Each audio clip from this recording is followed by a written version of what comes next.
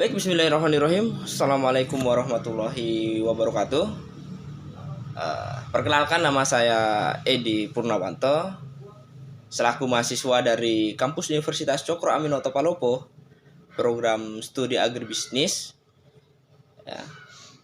Dengan video ini saya ingin memenuhi daripada tugas dari dosen pengampu saya, yaitu Ibu Dr. Hajah Marlia Mukli, SPD MPD, selaku dosen dari manajemen rantai pasokan, ya, kelas 7B. Oke, jadi tugasnya itu mengenai atau menjelaskan tentang bagaimana manajemen rantai pasokan itu sendiri, ya. Ya, sebelum lebih lanjut dan lebih dalam, alangkah indahnya jika teman-teman bisa like dan subscribe juga daripada channel YouTube saya ini. Oke, rantai pasok itu apa sih? Jadi begini ya. Rantai pasok itu menurut Juarti ialah merupakan suatu konsep yang awal perkembangannya berasal dari industri manufaktur, industri konstruksi yang mengadopsi konsep tentang atau konsep ini untuk mencapai efisiensi daripada mutu, waktu, dan biaya, ya, yang ada, dan pada akhirnya dapat meningkatkan dari produktivitas dalam pelaksanaan pekerjaan konstruksi tersebut, gitu. Itu menurut Juarti.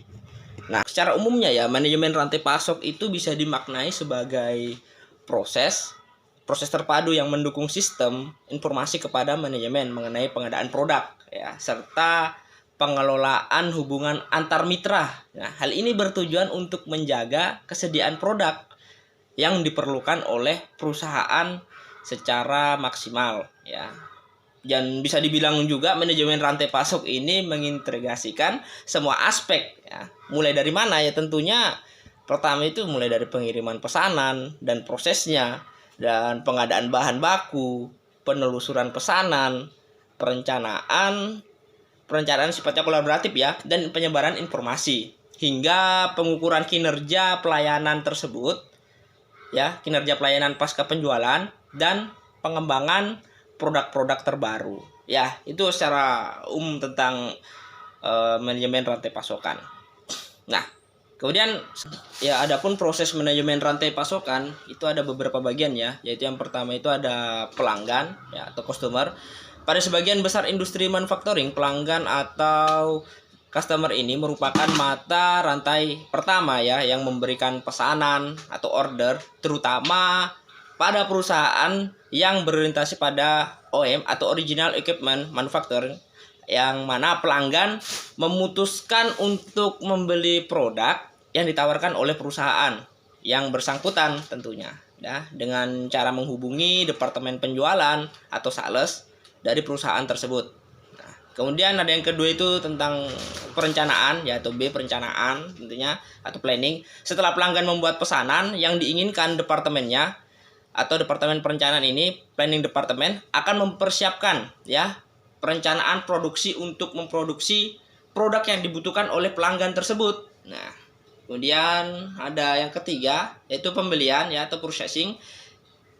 Setelah menerima perencanaan produksi, dalam hal ini adalah kebutuhan terhadap bahan mentah dan bahan-bahan pendukungnya, ya.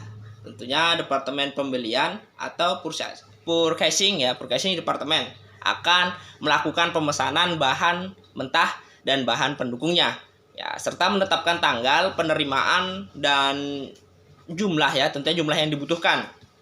Nah, kemudian untuk yang keempat atau persediaan inventory, ya, bahan mentah dan bahan pendukung, yang mana yang telah diterima oleh pabrik ini nantinya akan diperiksa kualitas dan ketepatan jumlahnya, ya, kemudian disimpan di dalam gudang yang dibutuhkan, ya, tentunya untuk kebutuhan produksi. Nah, kemudian yang kelima itu ada tentang produksi. Bagian produksi ini akan menggunakan bahan mentah dan bahan pendukung yang dipasok oleh pemasok tersebut, ya, untuk melakukan proses produksi hingga menghasilkan barang jadi, ya, tentunya, ya, yang dibutuhkan oleh pelanggan.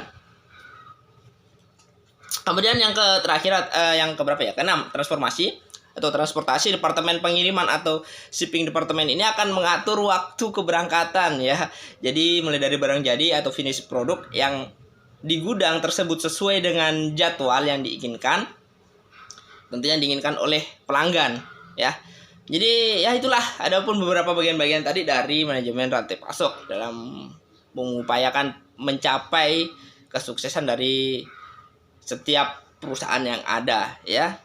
Jadi saya rasa cukup untuk penjelasan mengenai manajemen rantai pasokan, yaitu tentang apa itu manajemen rantai pasokan dan sebagainya.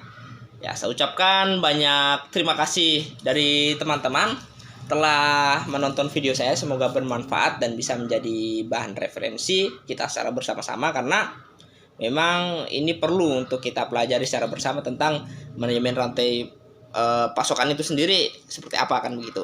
Dan saya ucapkan banyak terima kasih pada Ibu dosen telah memberikan tugas dan amanah dan tanggung jawab untuk kita menyelesaikan tugas ini.